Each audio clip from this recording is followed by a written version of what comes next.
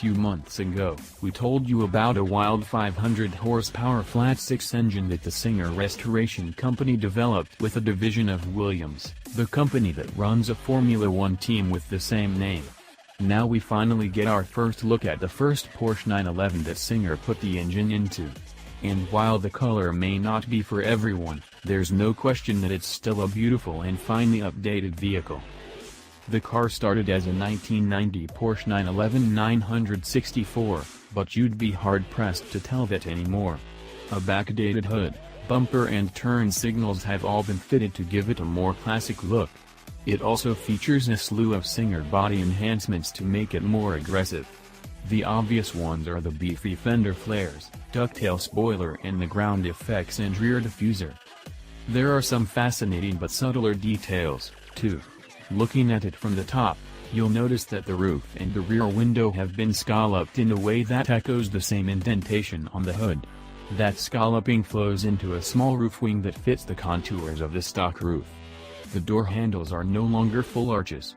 Instead, the handles end about halfway, looking like a miniature version of what you'd find on 50s refrigerators.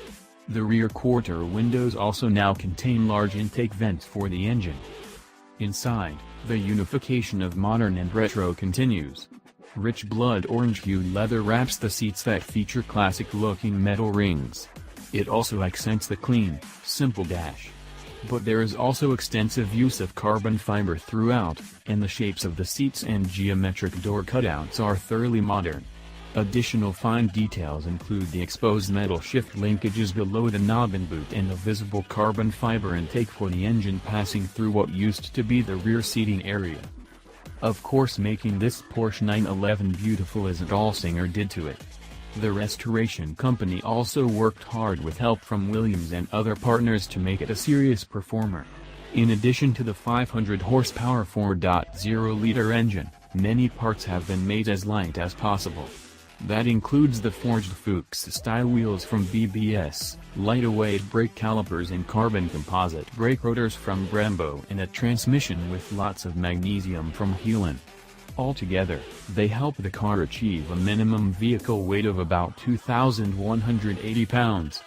The car's aerodynamics were also tweaked with the help of Williams, which included some new underbody parts, and the adjustable suspension comes from XTC. This particular Porsche 911, which was sent to Singer for modification by Scott Blattner, won't be the only one to benefit from the work. According to Singer, it will offer parts and technology developed on this project to 75 other clients.